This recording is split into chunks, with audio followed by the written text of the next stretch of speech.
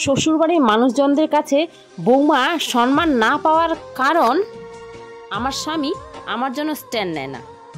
এই বাড়িতে আমার সাথে যত খারাপ ব্যবহার হয় না, তার শুধু একটাই কারণ, যে স্ত্রীগুলোর স্বামী তাদের একা করে দেয় না, তাদের কোনো দিন কেউ সম্মান করে না। আমি না বুঝে উঠতে পারছি না, আমি এমন কোন পরীক্ষায় পাশ হলে আপনি আমাকে অন্যদের কাছে অসম্মান হতে দেবেন না? মনে হয় কোনো দিন না, কারণ ভালোবাসা তো দূরে থাক, আপনি আমায় সম্মানও দিতে পারবেন না, কারণ আমি তো আপনার চোখেই ভালোবাসার যোগ্য না। আপনার এটা ভাবা উচিত যে আমি যেমনই হই আপনার স্ত্রী। আমি না বুঝে উঠতে পারি না, কখনো কখনো আপনি এমন করেন মনে হয় আপনি আমার খুব কেয়ার করেন, কিন্তু একটু পরেই আমাকে পর করে দেন। জানো, সবাই বলে যে আমাদের মেয়েদের নাকি দামি দামি গিফট ভালো লাগে, ভালো কথা ভালো লাগে, প্রেম ভালোবাসার কসম ভালো লাগে, কিন্তু না, প্রতিটা মেয়ে চায় তার জীবনসাথী যেন তাকে বোঝে, তার ব্যথাটাকে বোঝে, এটা বোঝে যে মেয়ে হওয়া সহজ নয়। আর এটা স্বামীর কর্তব্য হয়, যে মেয়েটা তোমার জন্য তার পুরো পৃথিবী ছেড়ে এসেছে, তাকে তুমি তোমার পৃথিবীতে সম্মানের জায়গা দাও, তাকে সম্মান করো, তার কাজের সম্মান দাও, তার অস্তিত্বের সম্মান করো, তার চিন্তাধারার সম্মান করো। সে কি চায়, সে কি বলতে পারছে, সে কি বলতে পারছে না, আর যেটা বলতে পারছে না সেটা বোঝার চেষ্টা করো। আচ্ছা, এ কথাটা কি সত্যি যে স্বামী যতই বুদ্ধিমান হোক না কেন, স্ত্রীর ব্যথা কোনোদিন বোঝে না? কমেন্টে জানিও তো। সমাজ বলে একটা সংসার গড়া আর ভাঙা একটা মহিলার হাতে, তার মানে একটা মেয়ে অত্যাচার অপমান সহ্য করতে থাক, মুখ বন্ধ করে সব সইতে থাক, তাহলে সংসার ভাঙবে না। যেখানে আমার মনে হয় একটা সংসার ভাঙা বা গড়া মেয়েদের হাতে থাকে না, ওই বাড়িতে থাকা প্রতিটা সদস্যের হাতে থাকে, যারা ওই সংসারে বা ওই বাড়িতে থাকে।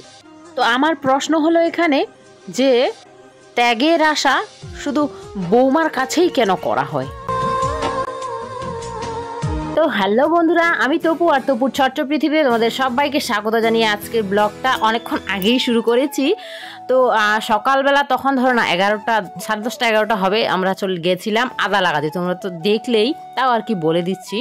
আদা লাগিয়ে এসে আবার সকালে যদিও স্নান পুজো রান্নাবান্না সব হয়ে গেছিলো, কিন্তু এত রোদ্দুর এত গরম যে থাকাই যাচ্ছিলো না। এসে আবার স্নান টান করে এই যে একেবারে বিকেলবেলা ফিরে এলাম বন্ধুরা।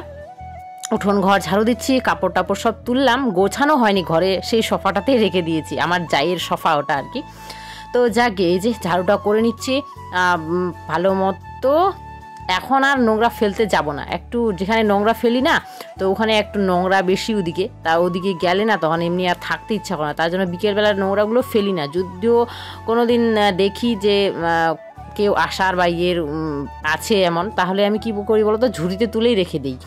আর এমন না হলে প্রতিদিন আমি ওইভাবেই ওখানে কোনায় রেখে দিই আর কি বিকালের নোংরাগুলো। তো যাকগে, এই যে সোফায় কাপড়গুলো রেখেছি বললাম, তো এগুলো সব গুছিয়ে নিচ্ছি এখন।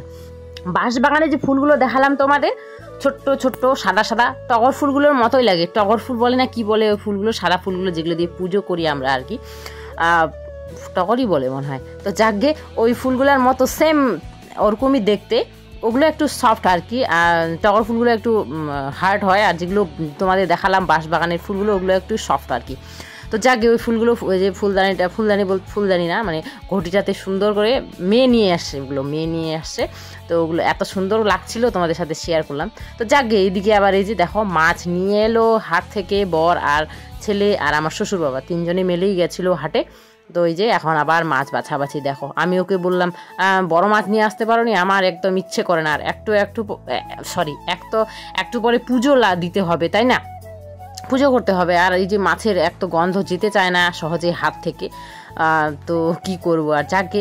আর মাছগুলো নষ্ট হয়ে যাচ্ছিলো, তো ওই জন্যই তাড়াতাড়ি কেটে নিলাম, তা না হলে আমি কি করি বলো তো, পুজো টুজো করে সন্ধ্যার পর তারপরে মাছ বাছি, আর যেহেতু এখন গরম পড়ে গেছে না, তো ওই জন্য মাছগুলো বেশিক্ষণ থাকে না।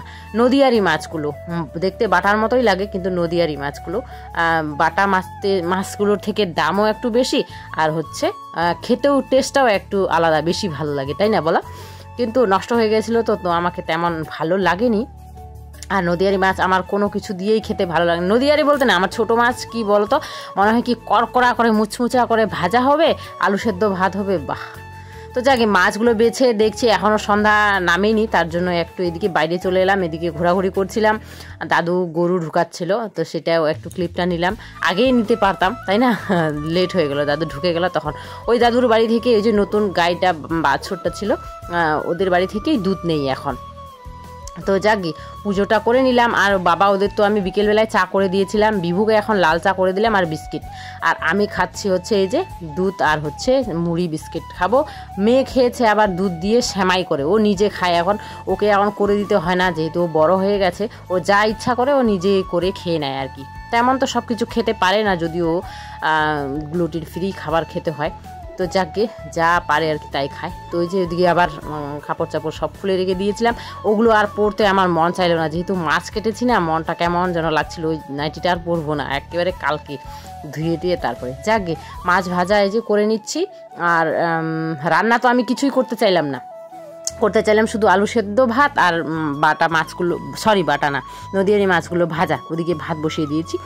কিন্তু বরমশাই নিয়ে এসেছিল ওই দিন হাট থেকে ঝিঙেগুলো, 2 দিন হয়ে গেল ঝিঙেগুলো পড়ে আছে, শুকিয়ে নষ্ট হয়ে যাচ্ছে। যে আবার বেশি দিন থাকলে এগুলো কেমন তিতু তিতু হয়ে যায়, তাই না? তার জন্য 2টো তো নষ্টই হয়ে গেছে, আর 3টে মনে হয় ছিল, ওগুলো করে দিলাম ওদের। আমার তো খেতে একদমই মন চায় না, তার জন্য শুধু ওদের জন্যই করলাম। আর দুপুরের ছিল কাঁচার মাছগুলোর ঝোল, ওটা এই যে বাবাকে দিয়ে দিলাম কাঁচার মাছের ঝোলটা। আর আমি আর আমার মেয়ে খাবো হচ্ছে যে ঘি, আলু সেদ্ধ আর মাছ ভাজা। মেয়ে তো মাছ ভাজাও খায় না, ঘিও খায় না, ওর সরষের তেল আর হচ্ছে ডিম অমলেট। তো বন্ধুরা, আজকে ব্লগটা কেমন লাগলো অবশ্যই জানিও কমেন্টে। Bye bye.